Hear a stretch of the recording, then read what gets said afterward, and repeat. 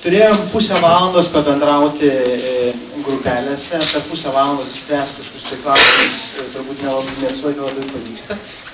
Bet viena per kitaip, aš tiesiog labai trumpai apibendrinsiu apie tai, ką jūs diskutavot. Reiškia, nuo močiutės blynų iki vadovų pokyčių Lietuvoje.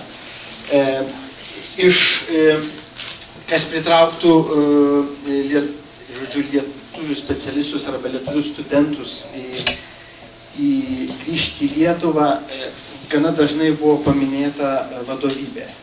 Reiškia, iš įvairių sričių, reiškia, kad vadovai turi būti geri lyderiai, buvo kalba apie hierarchiją, kad pačios įmonės ne tik, kaip sakyti, gerai valdytų savo verslą, bet kad patys žmonės, kurie tose įmonėse dirba, būtų galbūt daugiau žmogiški ir bendrautų su pačiais darbuotojais. Taip pat buvo užsiminta atlyginimas, kad turbūt nėra labai keista.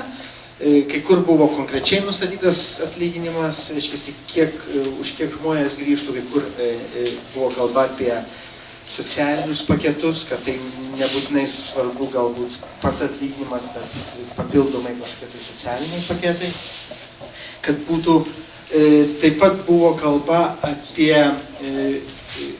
perspektyvos pačios rinkos ir pačių sektorių perspektyvos Lietuvoje, kad jos būtų nemirštančios, bet jos būtų keliaujančios į priekį. Ir kad būtų galima panaudoti tas žinias, tą specializaciją, kurią jūs arba išmokot, arba gavot patirties kitose įmonėse, čia mes Danijoje. Sprendimo keliai taip pat buvo labai įvairūs. Tiesiog sąsaja yra ta, kad gal kaip ir šitas renginys yra vienas iš sprendimų. Reiškia, komunikacija iš įmonių pusės, kad jie komunikuotų savo gerus pasiekimus, kad jie girtųsi, grubiai tariant, arba praneštų, kad ta sklaida jinai atkeliautų tiesiogiai pas mus. Reiškia, pas tos žmonės, kurie dirba arba gyvena užsienyje. Taip pat buvo kalba apie bendrą socialinę politiką ir poziciją Lietuvoje, kad žmonės, žmogeliukai galvoja, kad Lietuvoje yra, kaip čia kažkur tai paminėta, yra didelė korupcija, aš nežinau, čia tiesiog buvo tokios užsienį. O kalba yra apie tai, kad vėlgi, kad įmonės, kad būtų matoma, kad įmonės bendrauja tiek su valstybės atstovais ir kad tas vėlgi pasiektų užsieniečius, kad kažkas yra vykstama ir kas tai yra vykstama. Informacijos sklaida buvo vienas iš tokių bendrinių. Ir kitas dalykas buvo pačių mūsų iniciatyva. Kaip vienas iš sprendimų, o vėl dėl to sakau, kad toks renginys ar panašus renginys ar kitos iniciatyvos vienas iš sprendimo kelių. Jeigu mes einam ir bendraujam, pasidalinam informaciją, susitinkam su žmonėmis, išgirstam informaciją iš pirmų lūpų, ne per L-rytas ir Delfi LT, su visom ten po to einančioms komentarais. Tas irgi yra vienas iš sprendimų.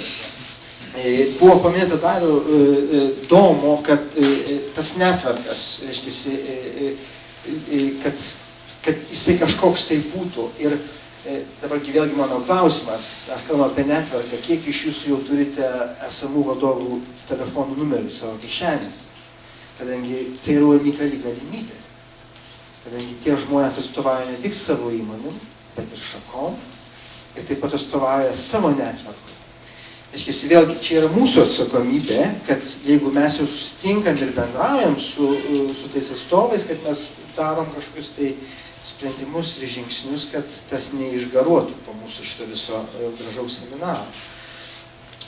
Taip pat dar buvo kalba, kadangi buvo paminėta pas daug pranešėjų, kad įmonės, tos, kurios pranešinėjo, yra sukūrusios socialinę aplinką savo įmonėse.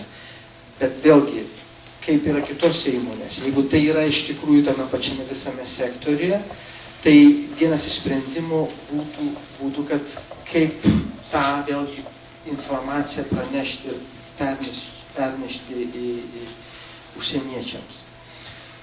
Ir kas dar buvo, sumažinti nelygybę tarp darbuotojų, reiškia, kad hierarchija išnyktų, reiškia, kad atsirastum kultūroje, darbo kultūroje, kur nėra hierarchijos, rinkti jaunimą, reiškia, skatinti jaunimą. Reiškia, tie, kas jau nebe jaunimas, čia yra ne jums informacija.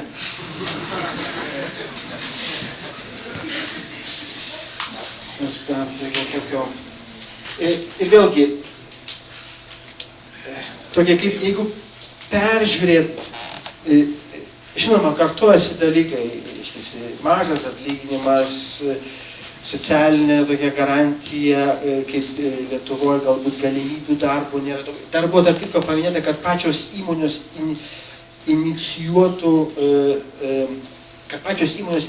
naujų šakų kūrimasi, bet čia kadangi buvo kai kurie atstovai iš įmonių, kurie pranešė, kad jų įmonės, šiaip tai jų šakų sritis labai plečiasi. Bet tai buvo vienas iš pageidavimų. Bet vėlgi, yra abipusis, informacijos klaida, toks kaip šitas renginys, kuris pritraukia tiek nemažai jaunimo, gaila, sakykime, pavyzdžiui, kad būtų smagu čia matyti žmonių ir iš Jylando daugiau, ne? Nes ten lietuvių gyvena irgi labai daug įvairių specialistų. Reiškia, ta informacijos klaida, o iš kitos pusės mūsų, kaip lietuvių, reiškia, kurie išvažiavę ir kol kas gyvena, ar ilgesniam laikui gyvena Danijoje, priimtų savo asmeninę, kaip sakyt, atsakomybę, domėtis tuo, kas vyksta Lietuvoje ir iš tikrųjų aktyviai naudoti tą tinklą, kurį jūs galite, sakykime, ar šiandien, ar per kitas sesijas susirinkti. Kad jūs nepaliktumėte taip, nes jūs esat informacijos šaltinis savo ratui. Jeigu jūs, sakykime, gaunat gerą informaciją, jūs turite savo tinklą čia Lietuvoje, tai jūs tą informaciją galite ir paskleisti. Dabar jūs ją paskleisite, ar ne, čia jau yra kaip kitas klausimas. Tai yra toks abipusis informacijos pasidalinimas ir tai, kad mes daugiau bendrautume. O šitą visą informaciją jinai bus gražiai sudėliota, surinkta ir paskleista visiems dalyviams, kad būtų matoma iš tikrųjų, kokie klausimai buvo nagrinėjami ir kokie sprendimo keliai, kokie yra galimybės sprendimo keliai. Tiek.